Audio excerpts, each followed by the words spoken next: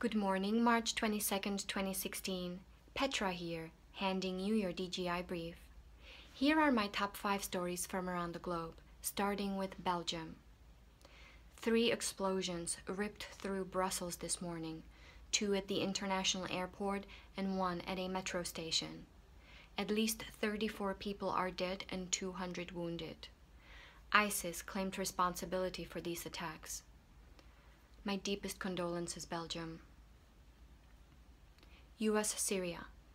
Today, the U.S. Justice Department filed charges against hackers from the so-called Syrian Electronic Army, based in Syria and Germany, who have been cyber-attacking entities like CNN, Microsoft, Harvard University, and even NASA, anyone who they saw as opposed to their beloved President Assad. Game over. Colombia. Peace negotiators from the Colombian government and opposing FARC, the Revolutionary Armed Forces of Colombia, met with U.S. Secretary of State John Kerry yesterday and advanced in their peace talks by addressing U.S. support for the disarmament of the militias. But despite the peace talks and ceasefire, the UN estimates more than 250,000 Colombian children continue to be affected by the conflict. Democratic Republic of Congo.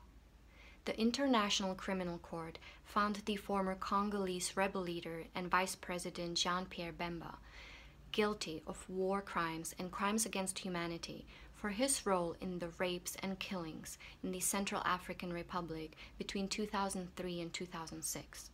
It is a landmark case for its focus on the use of sexual violence as a tool of war. Thank you, ICC. India. India has the world's largest number of people without access to clean water. Today is the World Water Day, so let's take stock of the situation globally. 650 million, a staggering 1 out of 10 people worldwide, don't have any access to clean water.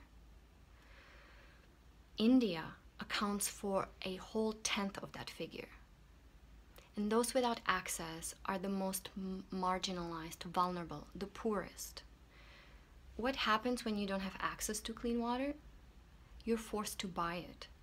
And in India, this means the poorest have to spend more than 20% of their daily income on water. In some countries, like Papua New Guinea, this can be up to 50%.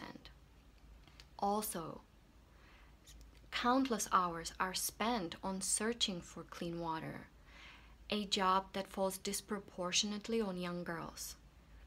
When you spend your day searching and fetching water, you can go to school. And without education, your options for future are limited. It's a perpetual cycle of poverty. And what if you can't afford to buy water? Disease, even death. About 315,000 children die from unclean water-related diseases each year, and 140,000 of those deaths are in India.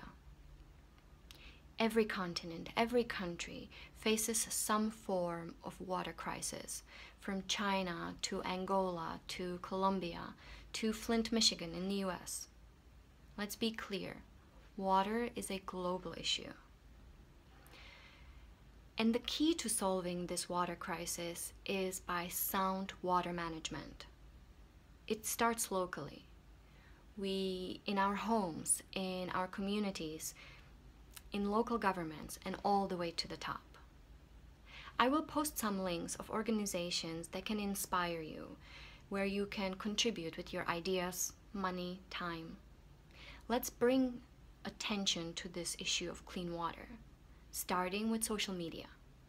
Today's hashtags are World Water Day and Blue for Water. And that concludes my top 5.